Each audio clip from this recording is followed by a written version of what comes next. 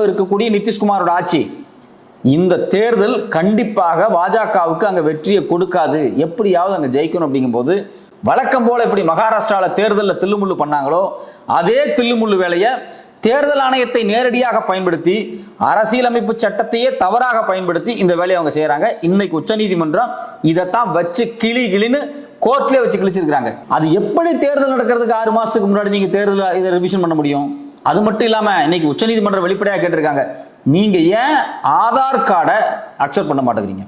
இது எவ்வளவு கேலி கூத்தான விஷயம் என்னன்னா, நீங்க பிறப்பிட சான்றிதழை கொடுத்தால் மட்டும்தான் உங்களுக்கு வாக்காளருக்கான உரிமையை கொடுக்கப்படும்னு இந்த தேர்தல் ஆணையம் பேசிட்டு தெரியுது. இப்ப நான் போய் எனக்கு பிறப்பு சான்றிதழ் வேணும், நான் நேரா போய் தாசில்தார் ஆபீஸ்ல போய் பிறப்பு சான்றிதழ் கொடுங்க அப்படின்னு கேட்டோம்னா அவன் என்ன சொல்றான், எப்பா நீ ஆதார் கார்டு கொடு அப்படிங்கிறாங்க. எனக்கு ஒண்ணுமே புரியல. ஆதார் கார்டு செல்லாது அப்படின்னு தேர்தல் ஆணையம் சொல்லுது. ஆனா ஆதார் கார்டை பயன்படுத்தி நான் வாங்கக்கூடிய பர்த் சர்டிபிகேட் மட்டும் செல்லு அப்படிங்குது. இது எந்த வகையில அக்செப்டபிளா இருக்கு? ரொம்ப காமெடியா இருக்கு. இது எல்லாத்தோட முக்கியமான விஷயம் அப்படின்னா 1987க்கு பிறகு பிறந்தவங்கள்ட்ட தான் அதெல்லாம் கேட்குது. இந்த 87க்கு பிறகு பிறந்தவன் அதுக்கு பிறகு பார்த்தீங்கன்னா பல தேர்தல்கள் வந்துருச்சு. குறிப்பாக 2004க்கு பிறகு பல தேர்தல் வந்துருச்சு. இந்த தேர்தலில் நிறைய பேர் ஓட்டு போட்டிருக்கான். கிட்டத்தட்ட 4 தேர்தலை சந்திச்ச குடிமக்களை நீங்க குடிமக்களே இல்லைங்கிறீங்க. இப்ப நமக்கு வரக்கூடிய அடுத்த ட்விஸ்ட் என்ன அப்படின்னா, அவன் இதுக்கு முன்னாடி 4 தேர்தல் எப்படி ஓட்டு போட்டான்? தேர்தல் ஆணையம் கொடுத்த அந்த தேர்தல் அட்டையை வச்சு தான் ஓட்டு போட்டான். இப்ப தேர்தல் ஆணையமே என்ன சொல்லுது அப்படின்னா, இந்த அட்டை செல்லாது அப்படிங்குது.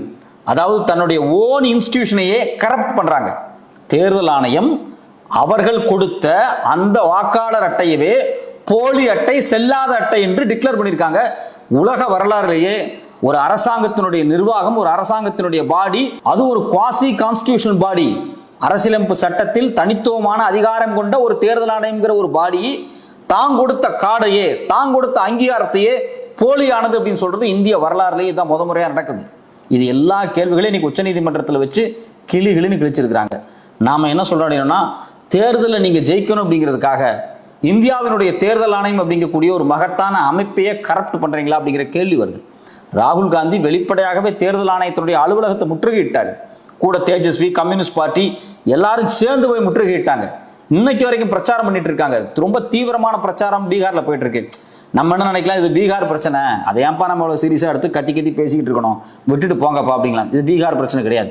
இது ஒரு மிகப்பெரிய பிரச்சனைன்னு முதல்ல பேசினது பீகார்ல இருந்து தேஜஸ்வி கிடையாது, வெஸ்ட் பெங்கால் இருக்கக்கூடிய மம்தா பேசினாங்க. ஏன் பேசுறாங்க? மம்தா அடுத்தது இவங்க மம்தாவை தான் கை வைப்பாங்க. பீகாருக்கு பிறகு அடுத்த தேர்தல் 26ல வெஸ்ட் பெங்கால்ல கன்சிடரபிளான முஸ்லிம்ஸ் இருக்கிறாங்க, பெரும் தொகையான இஸ்லாமியர்கள் இருக்காங்க.